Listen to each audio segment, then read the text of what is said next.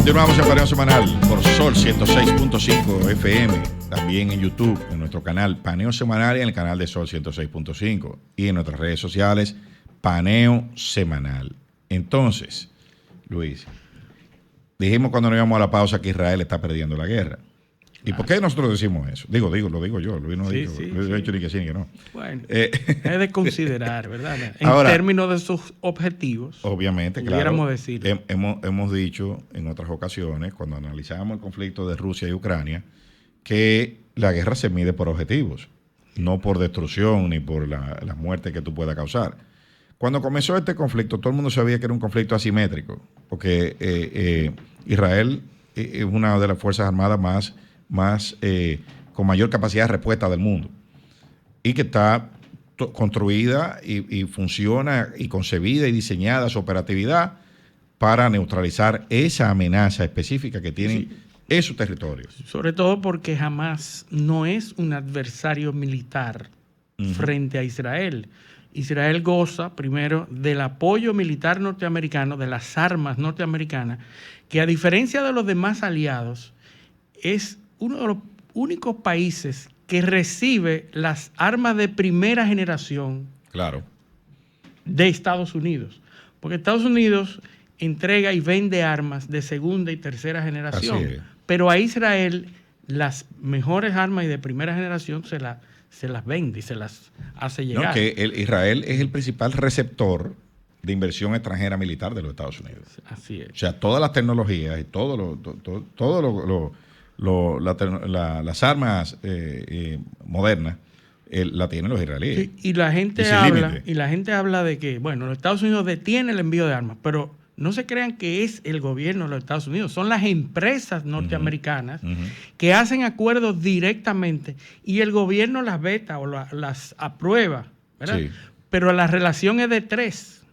Fíjate lo difícil que es tomar una decisión para el gobierno porque está afectando a sus empresas privadas armamentistas, las que producen armas. Así es. Entonces, tú le estás dando, al detener envío de armas estratégicamente como política de Estado, también estás golpeando a los productores de armas norteamericanos que a partir de los conflictos que se han dado, han cambiado a la economía de guerra, que es muy provechosa económicamente para los países.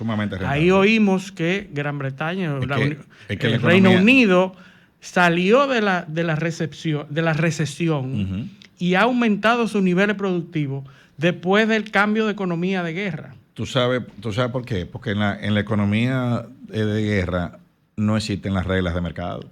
No hay. O sea, tú no tienes que competir por ser más eficiente, más barato, ni nada de eso. Y el precio usted produce y le compran. Y el precio que tú digas. Exactamente. Usted produce y le compran. Entonces, por eso todo el mundo quiere entonces siempre tienen ventajas. Del pastel. Siempre tienen ventajas. Es así. Entonces, el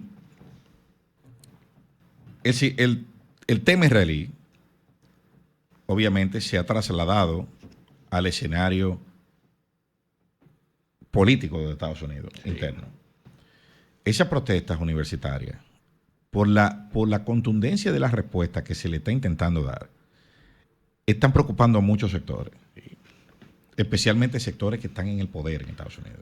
Pero Eliseo, esto no se había visto desde la guerra de Vietnam. Exacto. Desde la guerra de Vietnam, a finales de los 60, no se había visto ese activismo en las universidades norteamericanas. Entonces, estamos viendo la guerra mala y la guerra buena. Sí. Y hay un artículo también en el New York Times que habla del moralismo de la guerra de Gaza e Israel. Hay los límites del moralismo. Se llama el artículo, búsquenlo porque es muy bueno, de Ross Dautet. Hay varias teorías, ¿no? El concepto de guerra justa es un concepto que se acuña mucho en el derecho internacional. O sea, ¿qué es una guerra? ¿Hasta dónde es justificable el uso de la guerra? Y una vez se reúnen esos parámetros, y son mínimos, o sea, son parámetros de, defensa de tu integridad Sí. territorial, defensa de tu soberanía como país o como Estado. O sea, son unos supuestos muy, legales, sí. muy endebles, porque algo que también es harto conocido, el derecho internacional en esa materia responde a un ordenamiento, a una situación post Segunda Guerra Sí, sí, Mundial. en 1945. Post Segunda Guerra Mundial. Todavía no se ha avanzado en términos regulatorios para enfrentar el Nos tipo. están quedando incómodos esos parámetros. Claro, es un pantalón que ya le queda corto al niño, o sea, Muy pues ya corto. creció. Sí, sí. Entonces no hay respuesta. Fíjate que, por ejemplo, se discute el tema este de la Corte Criminal Internacional, la Corte Penal Internacional. Así, bueno, va a emitir órdenes de arresto, pero ¿qué sucede? Que Israel no es miembro. No, miembro. ¿Cómo lo va Entonces, ¿cómo tú vas a forzar ejecutar eso? o ejecutar? ¿Cómo se van a defender en un foro del que ellos no son miembros? Entonces, ahí, ese es otro problema. Ni No ellos hay, ni los Estados Unidos tampoco. no, tampoco. Que tampoco lo pueden hacer, que los Estados Unidos lo apliquen. Tampoco. Entonces, ¿cómo tú vas a aplicar eso? Ahora es una sanción moral. Sí. O sea, te están diciendo, mira, eso que tú estás haciendo es violatorio. Porque una cosa, esa respuesta que está dando Estados Unidos de tratar de parar o de regular el envío de armas, es que responde al hecho de que eso no puede quedar sin ningún tipo de sanción, lo que se está haciendo ahí. O sea, la respuesta internacional la comunidad internacional tiene que dar una respuesta a que yo vaya y mate más de 20,000 niños. Sí. O sea, en una operación militar donde todo el mundo te está diciendo, te está proponiendo, planteando soluciones del derecho internacional y tú has decidido ignorarlas todas. O sea, tiene que haber alguna respuesta. Si la vía para Putin, Sí. donde todo el mundo reaccionó al unísono y todo el mundo estuvo de acuerdo, entonces tiene que haberla para Netanyahu. este caso, para Netanyahu o para el Estado de Israel. Es así. Los mismos hechos requieren las mismas sanciones el mismo approach. El cronómetro sigue activo y corre en contra de los Estados Unidos. Sí. O sea, es preocupante lo que está pasando en los Estados Unidos. Que el hecho de que haya que irse a sentar con los cataríes para que definan. No. O mejor dicho, el hecho de que sean los cataríes los que determinen lo que su hijo o su hija va a recibir como educación en una universidad de Estados Unidos, para la cual usted se pasó toda la vida ahorrando para mandarlo para allá, sí. o el muchacho con un préstamo que se va a pasar 20 años pagando, para recibir enseñanza manejada por un gobierno por un estado como el de Qatar, debe dar mucho que pensar, sobre todo a las élites norteamericanas, que son las que mandan a sus hijos a esas universidades. Porque eso no estamos hablando del americano promedio pobre que no tiene acceso a la educación universitaria. Estamos hablando de la clase media y las élites de Estados Unidos, que están yendo a universidades de Ivy League, que están siendo financiadas por ese estado, un país donde la ciencia que se produce está siendo financiada por ese estado, que lo que se publica como conocimiento está siendo financiado por ese estado, aunque hay unas asociaciones de profesores que defienden la libertad de cátedra. Sí, claro, la libertad de cátedra que no está sujeta a los donantes. Sí, pero los focos de mayor persecución en los Estados Unidos son las universidades. Sí, porque hay un concepto persecución académica. Que es el problema de esto es la línea definitoria entre lo que es discurso de odio y no discurso y libertad de expresión, ¿verdad? Aquí que está todo, ¿verdad? Discurso de odio versus libertad de expresión. ¿Hasta dónde yo puedo llegar para garantizar la libertad de expresión? ¿O qué tanto sin yo que puedo... se considere Sí. discurso de odio. Sí, me recuerdo a Popper, la paradoja del intolerante. Dice que es... no constituye un ejercicio de intolerancia intolerar al intolerante. Así es. ¿Entiendes? No, es difícil desde el punto de vista conceptual. Claro, Por eso claro. hay grupos que hablan de la libertad total de expresión como concepto, porque es mucho más fácil, ¿verdad?, de aceptar y de entender. Todo el mundo tiene derecho a decir todo, independientemente de que alguien se resulte ofendido. ¿Verdad? Esa es una ala ¿Tú te imaginas? de pensamiento. Y por otro lado dice no. Hay un discurso de odio que debe ser regulado, Claro. y que no se debe permitir. Y entonces vienen esos dos grupos y se encuentran y se enfrentan en las universidades. Así es. Entonces, eso se traslada a la libertad de cátedra. Sí. Porque un profesor Sí.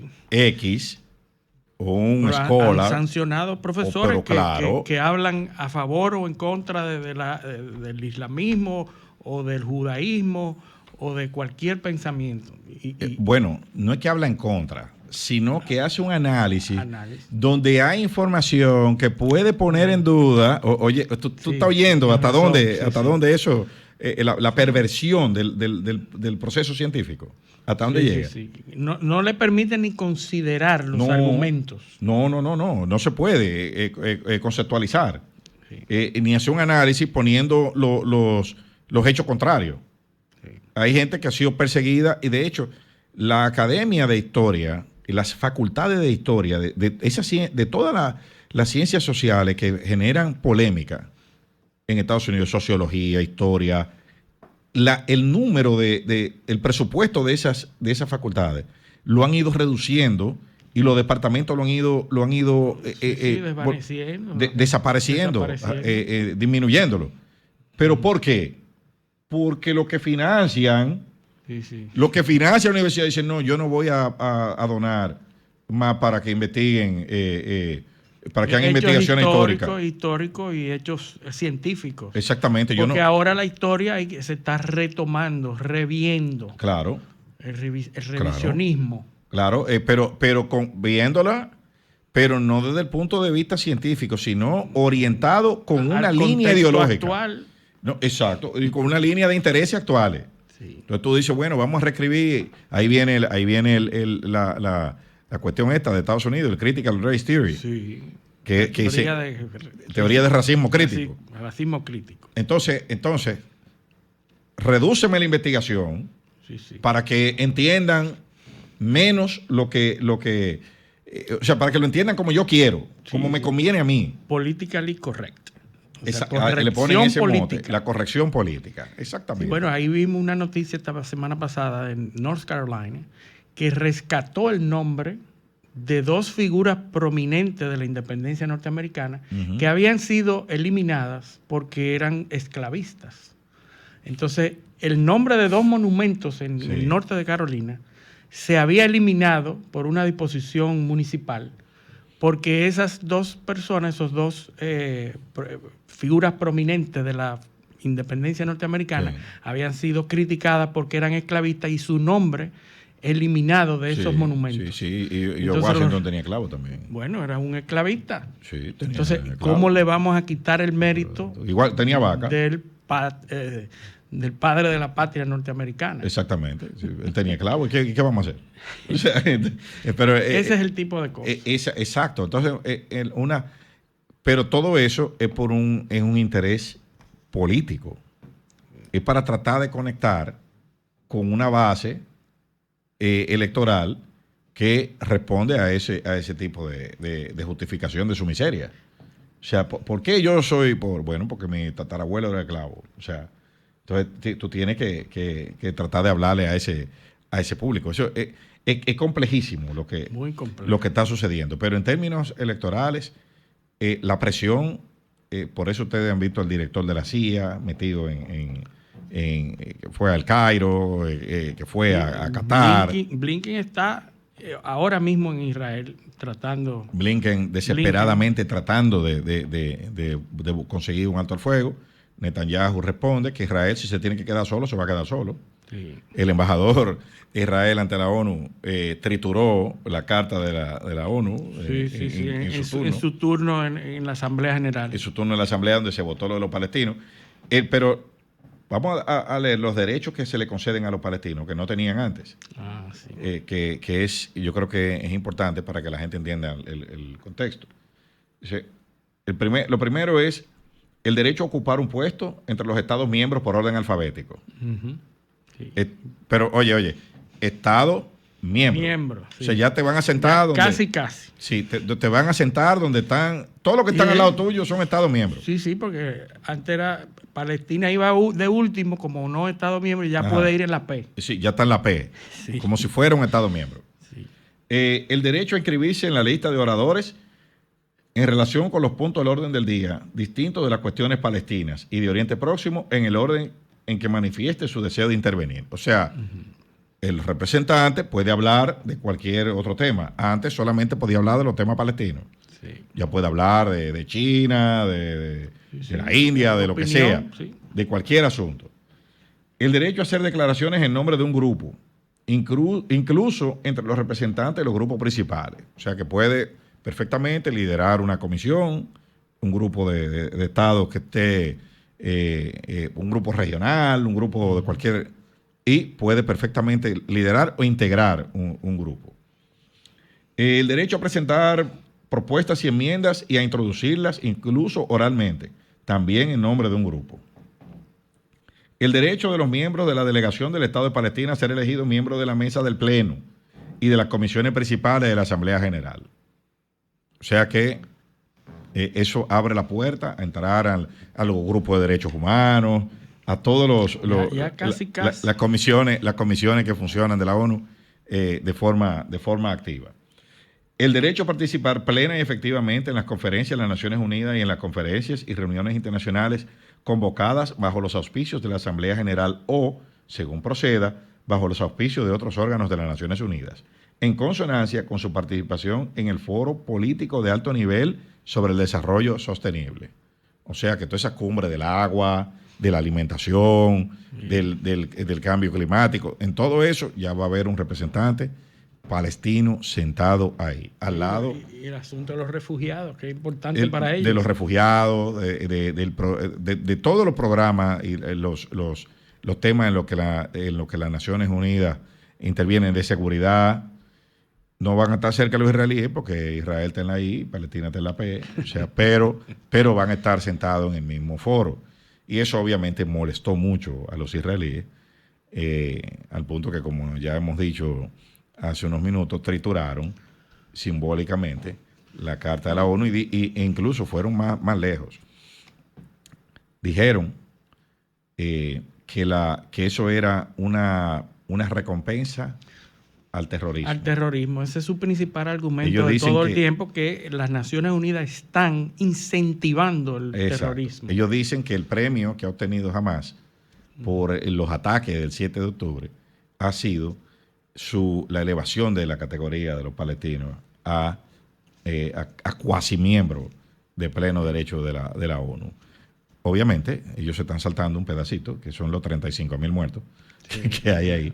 En esa zona, y se están saltando también todas las advertencias que le ha hecho la comunidad internacional sobre este tema. Hay un punto que no deja de tener razón Israel, y es que la representatividad de los palestinos no necesariamente la tiene Hamas.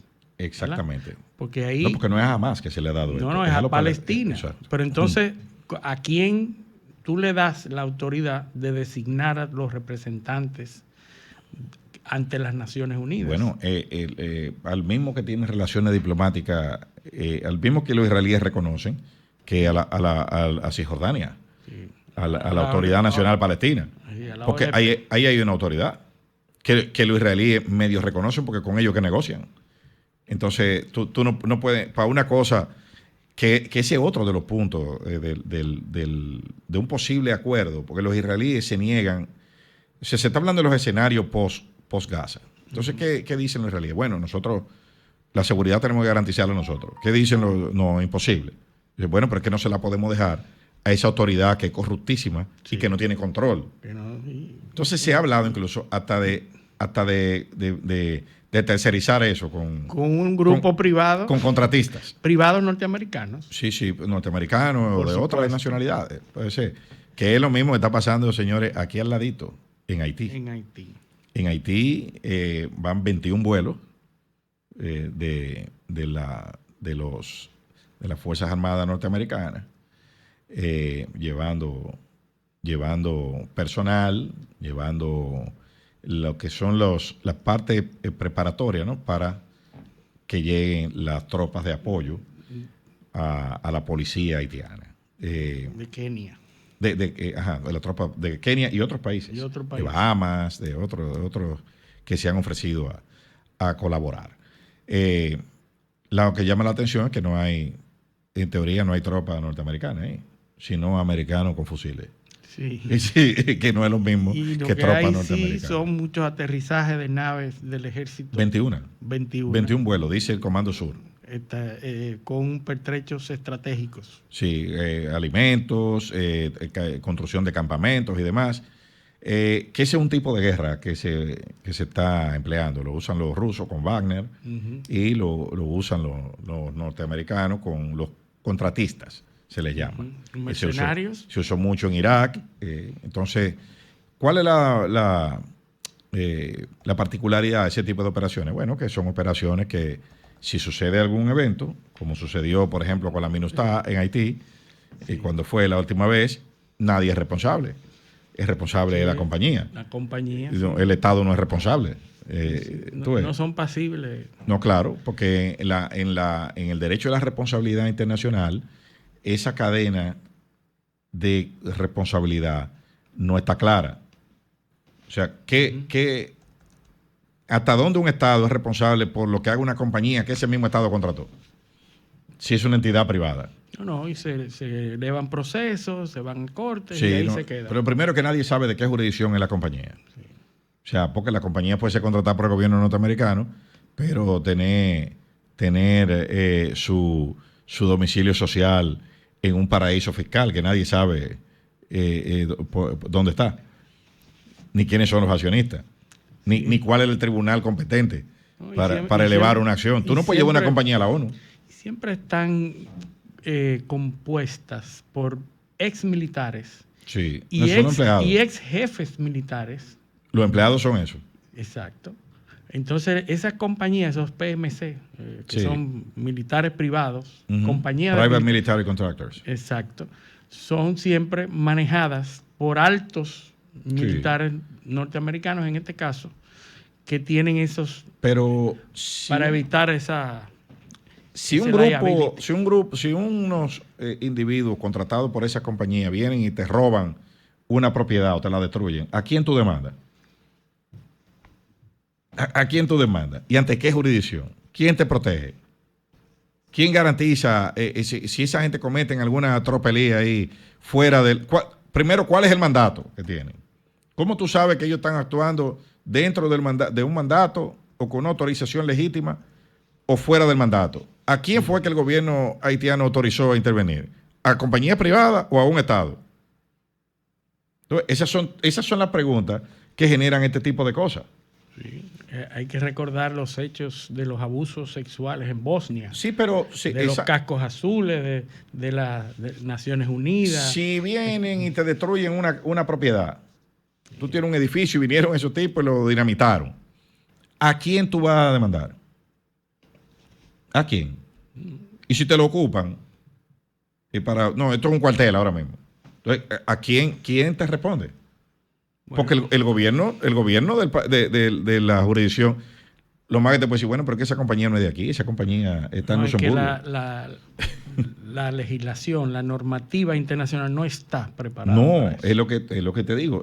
Por eso se usa, porque hay un manto, vacío. Un manto de impunidad total en las acciones. No fui yo, fue la compañía. ¿Cuánta gente procesaron ¿cuánta gente ustedes oyeron procesada por los temas que sucedieron en Irak? No. Nadie. Entonces, es por eso. Porque ese tipo de operaciones se hacen con esas entidades para evitar, eludir al derecho internacional. Así que, bueno, tenemos segunda pausa. Vamos a la pausa. Bueno, vámonos a otra segunda pausa. Esto es Paneo Semanal, no le cambien. Sol 106.5. Un paneo con habilidad.